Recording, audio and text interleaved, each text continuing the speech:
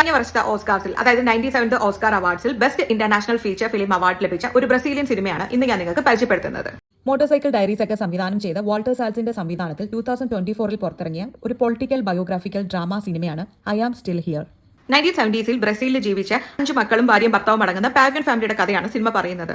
കടൽ തീരത്ത് ഒരു വലിയ വീട്ടിലെ സെർവന്റും കുറേ ഗസ്റ്റുകളൊക്കെ എന്നും വന്നു പോകുന്ന എപ്പോഴും ലൈഫ് സെലിബ്രേറ്റ് ചെയ്തിരിക്കുന്ന ഒരു ഫാമിലി.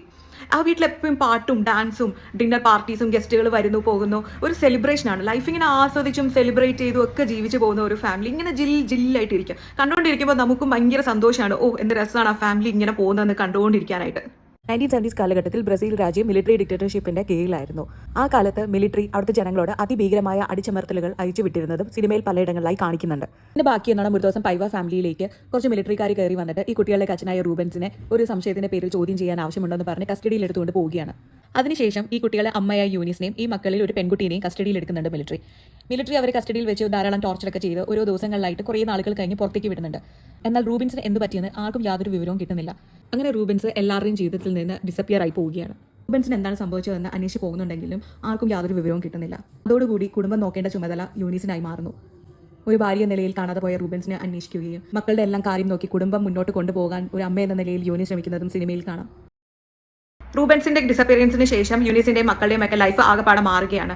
അവർക്ക് ആ വീട് വരെ വിട്ട് മാറേണ്ട അവസ്ഥ വരുന്നു. പണ്ട് ഒരു ഫുൾ ഓൺ ആയിട്ട് നിന്ന വീടൊക്കെ പിന്നെ കോയിറ്റ്നസും സാഡ്നെസ്സും ഒക്കെ നിറഞ്ഞ് ആ ഒരു വീട് മാറുമ്പോൾ അറ്റ് ദ എൻഡ് അവിടെ ഒരു എംപ്റ്റിനെസ് ആണ് ഫിൽ ചെയ്ത് വരുന്നത്. ഈ ഒരു ലോങ് ഡീക്കേഡ്സ് നിറഞ്ഞു നിൽക്കുന്ന ഒരു ലോങ് സെർച്ചാണ് ഇവർ നടത്തുന്നത്. ഇവരുടെ ഫാദറിന് എന്ത് പറ്റിയെന്നുള്ളത് അറിയാനായിട്ട് ഒരു ഹാർട്ട് ബ്രേക്കും ഡെസ്പെയറും റെസിലൻസും ഹോപ്പും ഒക്കെ നിറഞ്ഞു നിൽക്കുന്ന ഒരു ലോങ് സെർച്ച്. ഇതിനൊടുവിൽ ഇവർക്ക് റൂബൻസിനെ തിരിച്ച് കണ്ടെത്താൻ കഴിയുമോ, അദ്ദേഹത്തിന് എന്താണ് പറ്റിയതെന്നൊക്കെ ഉള്ളത് ഞാൻ എവിടെയും പറയുന്നില്ല. കാരണം അത്രയും ബ്ലൈൻഡ് ആയിട്ട് സ്പോയിലർ ഫ്രീ ആയിട്ട് വേണം നിങ്ങൾ ഈ സിനിമ കാണാൻ പോകേണ്ടത്. 70s കാലഘട്ടത്തിലെ എസ്തെറ്റിക് ഭംഗിയും മ്യൂസിക്കും ഒക്കെ വളരെ ഭംഗിയായിട്ടാണ് സിനിമ നമുക്ക് മുന്നിൽ എത്തിക്കുന്നത്. അതുപോലെ തന്നെ സിനിമയുടെ cinematography it feels so personal. കാരണം ആ വീട്ടിലെ മറ്റൊരു വിസിറ്റർ ആയിട്ടാണ് നമുക്ക് ഫീൽ ചെയ്യുക. സന്തോഷമുള്ള സിറ്റുവേഷനും പിന്നീട് അതൊരു ട്രാജഡി ഇൻസിഡന്റ് ആയിട്ട് മാറുമ്പോഴൊക്കെയും ആ ഫാമിലി മെമ്പേഴ്സ് തമ്മിലുള്ള ഒരു ഡൈനാമിക് ഒക്കെ നമുക്ക് കൃത്യമായിട്ട് തന്നെ ഫോളോ ചെയ്യാൻ സാധിക്കുന്നുണ്ട്. പ്രധാന കഥാപാത്രമായി യൂനിസ് അഭിനയിക്കുന്നത് ഫെർണാണ്ടോ ടോറസ് ആണ്. ശരിക്കും ഒരു ഓലി ലീവ്ഡ് ആണ് പല സീനുകളിലും. അതുകൊണ്ട് തന്നെ പലയിടത്തും ടോറസ് ഇങ്ങനെ ഫേഡ് അവേ ആയിട്ട് നമുക്ക് യൂനിസിനെ തന്നെയാണ് സ്ക്രീനിൽ കാണാൻ കഴിയുക. അത്രയും ഒരു പ്രൊഫൗണ്ട് ആക്ടിങ്. അതുപോലെ തന്നെ ടോറസിന്റെ അഭിനയം ഒരു ഇന്റർണലൈസ്ഡ് പെർഫോമൻസ് ആണ്. അതുകൊണ്ട് തന്നെ അതിന്റെ ഒരു ബെഞ്ച് മാർക്ക് ആയിട്ട് തന്നെ നമുക്ക് സെറ്റ് ചെയ്യാൻ കഴിയും ടോറസിന്റെ ഈ സിനിമയിലെ അഭിനയം.